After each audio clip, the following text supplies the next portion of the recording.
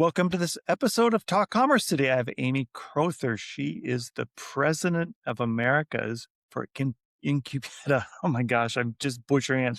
Amy, do a much better introduction than I just did. Tell us your day-to-day role, the right pronunciation of the company name, and maybe one of your passions in life. Thanks, Brent. Yeah, we'll do. Yeah, great to be here. Amy Crowther, as you said, president of the Americas of Incubeta. I honestly say Incubeta changes every time. It's not precious about that one. Yeah, my role as president, I lead the Americas agency. So, ensuring that just our agency is evolving, our skill set, our services that we're offering to clients and marketers just to help them continue to build their brands and achieve their marketing ambitions. So lead our people, lead our teams and our solutions. And yeah, personally, I live currently upstate New York. So try and spend as much time as I can in the garden, out golfing and hanging out with my husband and my dogs. That's awesome.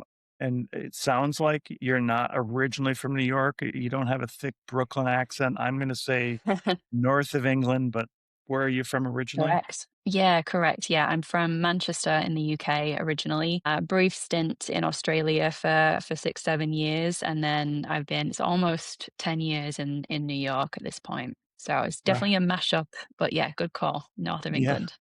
All right. And I'm a big Jack Russell fan, which I see lots of Jack Russells when I'm traveling to England. Any particular dog that you have that you'd like to give a shout out to? I have a Jack Russell. Yeah, I have a little Jack Russell called Ronnie, and a little Chihuahua crossed with a Jack Russell called Bobby. So Oh yeah, my two little gosh, rescue boys. that's awesome. We're gonna be the best of friends. But we won't talk about Jack Russells for this podcast. We'll have a separate one specifically for Jack Russells. Can't But wait. before I get started, sorry, you got me off. You're my first Jack Russell guest, so I'm excited about that. Anyways, before we get started, I'm going to tell you a joke. You just give me a rating 8 through 13. So here we go. While my wife was in labor, I tried distracting her by telling her jokes. She didn't laugh once. It must have been the delivery. I am gonna give a out of 13. I'm gonna give you a 9 for that one. All right, thanks. I'm glad that you had to think about it. You probably had to think about what is the point of this joke. But anyways, all right, let's talk about more important topics. So tell us a little bit in Incubeta and tell us about what it does. Just give us a 10,000-foot view of what you do. Yeah, of course. Yeah. So we're an independent full service marketing agency. We do a lot of work supporting brands on their kind of marketing technology and evolution, kind of in the AI landscape that we're in today. So we've been around almost 25 years, born out of kind of performance and data media as a heritage, and have shifted that. We, have everything from data services, creative media today.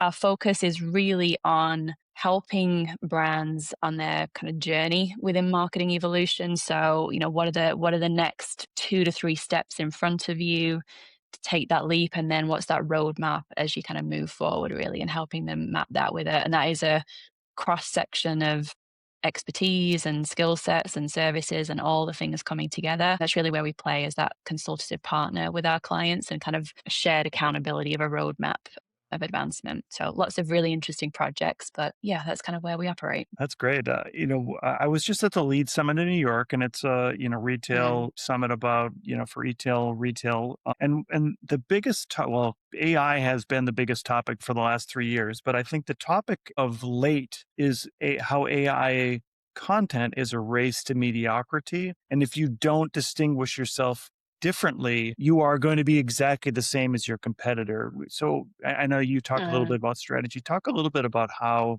that plays into how clients are perceiving AI and content specifically. yeah, it's a really big area of focus. I think the excitement and the possibility of AI, and certainly in the creative and content space, platforms that you can spin up, thousands of assets in a minute is really appealing, right? And it gives, I think, brand marketers this ownership and ability to do and activate in ways that they haven't before. Balancing that interest and excitement with what actually works is a real challenge. And I think it's one of the areas that we heavily focus on. It's, you don't just jump into spinning up assets on a dime, not really knowing what works for your brand. It's got to be data driven, and really just the fundamental of marketing. It starts with the DNA of your brand. If you don't have a clear view of that, of who you are, how you talk, how your content should be structured, how you're different from competitors,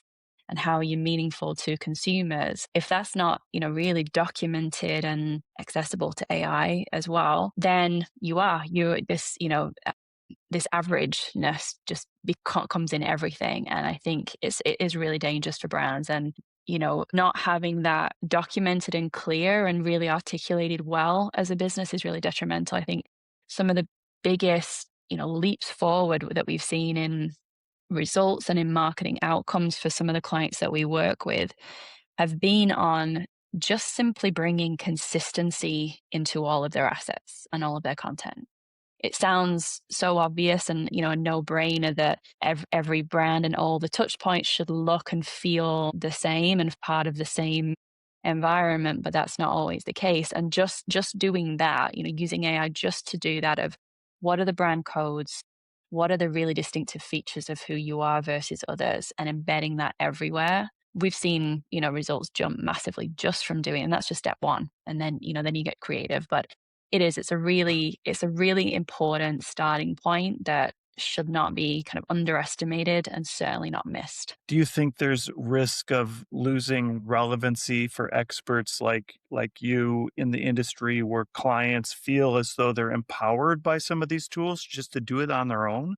Yeah, a little. I think it's you know, I think we're on this curve of, access and innovation in some of these things. And there's so many, there's no harm in getting, clients getting their hands on things and trying and testing and seeing what works. But I do feel it is a very conscious choice. And what we find more and more is there's a distinct life cycle difference between, where brands are. I think if you've got a really strong, internal marketing leadership group, you have a testing framework, you know what you want to achieve, you've got connectivity across sales data and campaign data, and you've made some progress in these areas, then activating some tools like that and spinning up creative quite quickly is already going to be very well informed. And so you can play. Okay, I'm not saying it should absolutely be the thing that you're doing creative concepting for,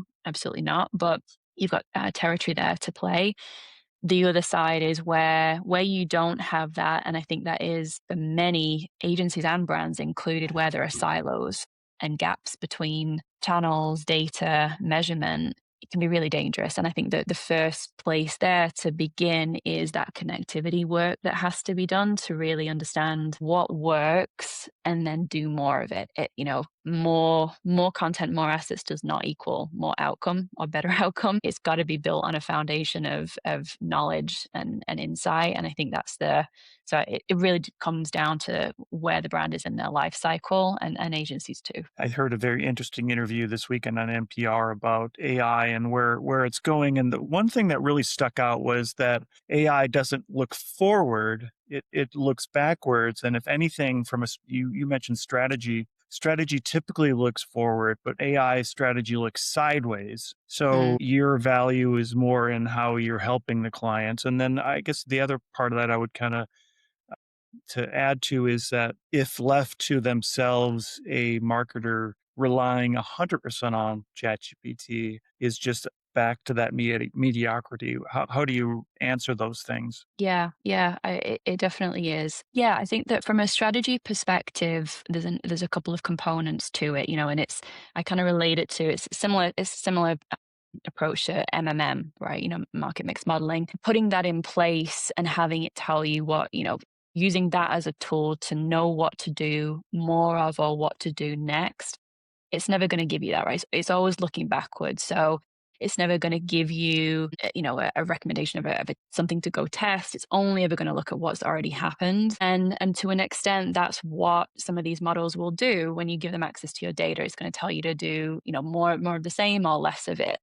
I think the way that we approach it and is really trying to, back to the really the role of an agency with a client is to give them, outside of their world, that broader context of what's going on in the market with consumers, with their competitors. That broader perspective is really critical. So that's really what we try to feed into that decisioning, as you said, looking back, looking horizontally, and trying to look forward of, what can we learn from your category that others are doing really well? What can we learn from other categories that others have tried and tested? And then what has nobody done yet that's worth giving a swing at and seeing if it could do, and having a structure around that of a strategic testing agenda. Again, having that in place before you launch into building things is really key. Yeah, I think about the outside looking in and how important that is. And maybe clients overlook that idea and you get caught in your own bubble, right? You get caught in your own bubble of Mm, this is what we know. And you often miss what people see you. And there's this Johari window concept where there's a blind spot. And an agency certainly helps find those blind mm. spots. So, how do you communicate that value to clients in helping them to find those blind spots where they would never see it internally? Yeah. I mean, it's not a new concept, though, right? I mean, that's through research, through giving comparison and benchmarking on everything going on in marketing is what agencies have always kind of played that role in the AI and creative and content space specifically. It really starts with that, use the word again, kind of connectivity of data points. If you've got media over here, creative development happening over here, and then sales and measurement data over there, AI will never work. It will only ever continue to kind of build upon these silos that already exist. And so that's kind of how we start, is by connecting the dots across that, of going like, let's connect your media campaigns with the measurement, with your sales data, with the spend, with the content, down to a variable level detail of creative and content. Once you can see that, it's not about handing over the keys then necessarily to the client to start to build things with, but it's about then putting the structure in place of, what do we want to do with this now? What do we actually learn? What do we want to validate against other brands or other sets? And I think, just like consumer research, just as we as an industry are trying to keep pace with this new world and what it means for all of us, consumers are too, right? Some things in behavior have shifted for consumers immediately, and it's fascinating to see, example, how quickly we've all dropped, the learned behavior of using the search bar, of typing in the keywords, to now having full blown conversations. That behavior shift happened in a second. We all gravitated to, I'm going on a trip, I want this, I want that. That full context window is that behavior was already there, and we've just kind of unlocked it. There's two learning curves going on from a consumer and a marketing side that kind of need to come together. And I think it really is just being aware, like not missing the fact that that's a broader environment that's happening, and not going too far down a rabbit hole of, with AI in one limited area. Outside of AI, I just watched the new Sacha Baron Cohen movie called Ladies First, and one of the things that struck me was the perception of what a female wants versus what the male wants, and it comes from just a learned attitude over all this time, right? And if you watch the movie, Mm, it's an interesting marketing perspective. I mean, it goes in extremes, but I see kind of the way AI works is the same. It's only going to take this one perspective, and it's not necessarily right to your audience. It's right to the what the learned behavior is of the internet since the internet started. And mm, doesn't necessarily mean that's right. mm, Right. I mean, mm. I think I'm articulating it correctly there, that you shouldn't rely 100% on anybody or like you should get an idea of what your audience wants and then what that audience looks like from the audience themselves. Yeah. Yeah, 100%. It is. It is critical. It's just like, there's many principles like that in marketing, like ROI being one, using any one thing independently. You just look at ROI, you're going to spend less. You're going to opt, return on investment. The best return on investment is to spend less.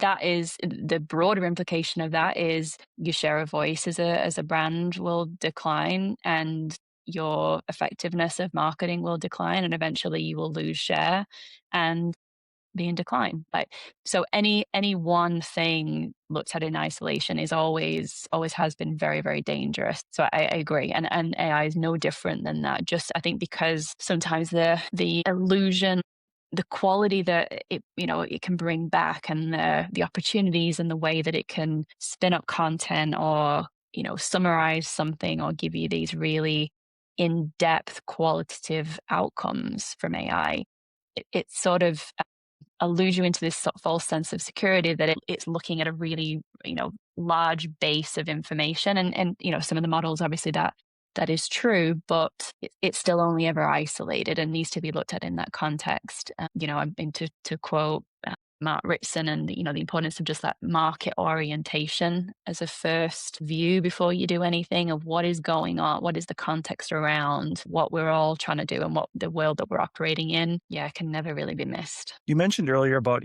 of how our behavior is changing when searching. And I think one of the big things that we see people talking about is they're not getting the traffic they used to get. A lot of it's Mm. just because Google is working more like ChatGPT. How are you seeing clients react to that different pattern? And eventually their sales are still there. They're just not seeing click through rate, or they're having to come up with new metrics, right? Yeah. Yeah, very much so. Yeah, rebuilding a lot of those kind of ways of working is a big kind of topic right now. Yeah, I mean, website visitation dropping, the interaction of a brand happening within these chat and large language model environments is growing. And I think many of the shift has been on not about what's the replication of what's the new metric. It's less about that, and it's just more about how can we bring these two things together. And kind of back to my original point of like these silos, and creating connectivity. We've been in this world for so long, which is a search, a branded search or a generic search, maybe a click through rate or impression, and then a drop off, and then back, and then a bounce rate, and then a purchase. And that thread of behavior signals that we've kind of operated in for so long, and that's just in search. You're not even taking into account the unaided awareness, consideration, all of those touch points as well. It's collapsing, very much collapsing in some areas where you can now, see something get right the way through to purchase within a large language model. And so it's not about a lot of the conversations we're having. It's not about what's the new metric necessarily. It's just how can we get greater connectivity and bring an action, an AI interaction from a consumer through to a sale point much closer together. What's the new measurement connectivity of that, and how do we kind of quantify it? And solving for that is not easy. It's a lot of the kind of I articulated of some of the work that we do at Incubeta, of the consultants, the road mapping, much of it is organizational change management, honestly, of connecting these different parts of businesses or different agencies working with a client together, because only having that holistic view can you really get there. One thing you had mentioned, or one thing we talked about is this idea of not going there, and then there's a concept of zero click commerce now. Talk a little bit about how you're helping your clients navigate into that realm. Yeah, I mean, that kind of falls into the newer area of kind of AEO, and really connecting content and media more closely together. So yeah, it is. It's about this AI visibility, making sure that their brand is present where, it used to be a branded search, and now it's in a conversational model. Yeah, a lot of we're doing a lot of auditing of clients' brands and the existence of where they show up and how they show up, and connectivity of that. So a lot of auditing, a lot of measurement and competitive comparison about how they're showing up. Say like YouTube is a big one of this. We're doing a lot of kind of auditing of that platform, of just video transcripts, comments, like all of those kind of long form pieces that exist around our brand are what's feeding large language models. So that's where the work, SEO, paid search, content development, PR, all of that has collapsed, and it's very much about just building these, really around the objective of AI visibility as much as anything.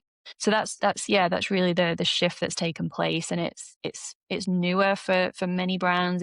It's an area that we're working on really heavily of and different scales of it, like starting to dip clients' toe in just to understand, okay, what do I have and how do I show up? Many brands cannot answer that question. And that's the first place we have to go. And then, okay, how do we now get you to this point where the zero click is possible? I I had the pleasure of interviewing or hosting a panel for ETL last year in Boston, and I interviewed Erica Randerson, who was the chief digital officer at Edible Brands, which they own a bunch of different properties. But one of the things that was the buzz last year was agentic commerce, where you enable an agent to go and buy something on your behalf. And everybody talks Mm. about it. And there's about 400 people in the room, and I asked, "Is it who's using it?" And not one person raised their hand. Are you seeing any of your clients employ anything like that yet, or deploy anything like that? Yeah, not really, not yet.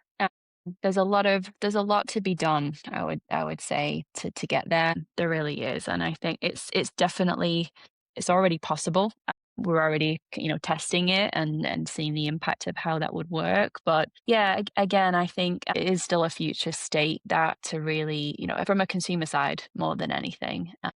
The consumers of which we are both them, and you just think about your own behavior of how you're using it. And I'm still going to the grocery store, I'm still seeing outdoor ads, I'm still making decisions of based on word of mouth. And it's not we're not at a point yet where it's taking over everything, nor will it in the near term. I think the consumer behavior trigger point on that is what's driving it. So yeah, it's definitely it's a conversation. It's kind of like the Google Glass or the Meta, the full metaverse version, I think, of where we are today is just my perspective on it or opinion about it. I think it's really interesting outcomes from it and what that would mean, especially for, retail and e-commerce brands, something like an Amazon, and how that would really interact with their consumer base and membership. But yeah, definitely many foundations and early stage decisions to be made before we get there with many of our clients and brands. Yeah, I think people forget that Google has tried this with their reservation system. Like you used to be able to go to Google and say, make a reservation, and it would actually make a call to the company, the Mm, restaurant to make a reservation on your behalf. And then after 10 minutes, it would come back and say, I couldn't get a hold of anybody or whatever it would tell you. I don't remember what it told me, but I don't even know if but yeah, it is, that's exactly the concept, right? That you're not yeah. committing necessarily a credit card, but you are going to make a reservation at your local restaurant. Same concept. And I don't know how well it played out, but it was a little more clunky with having to make a phone call.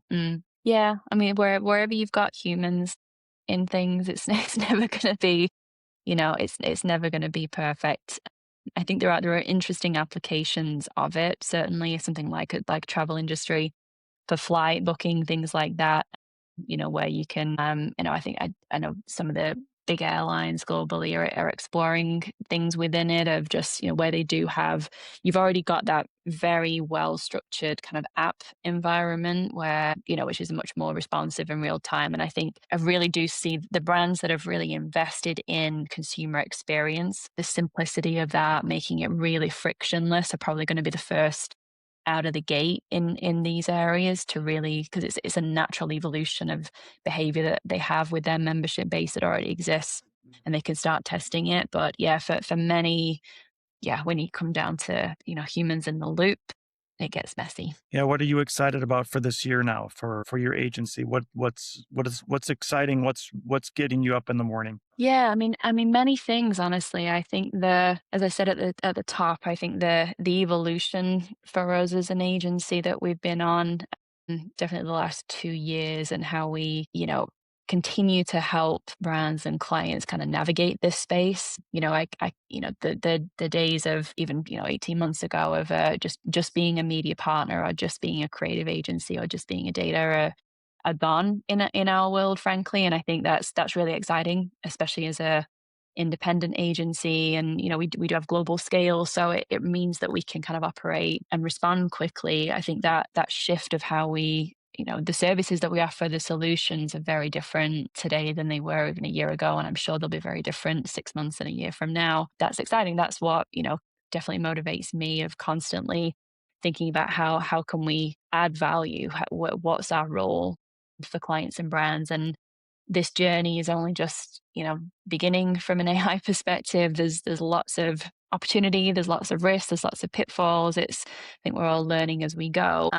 So yeah, shaping that and seeing then the successes of it, where as I said, just helping a brand bring consistency into their messaging, just seeing the output of that is rewarding. That's not something that we've been able to necessarily quantify before. Just like bringing together media and creative and data connectivity, seeing that all in one place and letting AI intelligence do its thing is exciting. So yeah, many, many, many areas. But I think that the shift that we're in right now and the pace of it is really interesting. That's great, Amy. We have a few minutes left. As we close out the podcast to give everybody a chance to do a shameless plug about anything they'd like, what would you like to plug today? Good question. Well, I'll save plugging Jack Russell's till our next conversation because we can talk about that. But yeah, I think, I mean, for us, I'm going to give a plug just to foundations and data driven marketing. I think if you're for any client, any brand, and this is really the thing, that the core thing that we are coming back to as Incubator and where we kind of play is it all the unknown questions that marketers are asking themselves of like, what do I do with this? How the hell do I use this? How do I instruct my teams to use this? What are my consumers doing? There's so many questions. You got to start with like answering those before you can move forward. And I think we have a lot of really great kind of auditing and ways of working just to get a brand out of that starting gate of just being overwhelmed. So I think, yeah, whether it's us or just be asking your agency partner for that intelligence to help you understand where you are and where to go next. And it's the 2 to 3 things that you should be doing. It's not going to be everything. And I think, yeah, that any client that comes to us and says like, help me understand this, I love that conversation because it can be anything and it can be everything. And that's really where we can operate. That's perfect. Amy, it's been really a great conversation. Thank you so much for being here today. Thanks for having me, Brent. Great to meet you.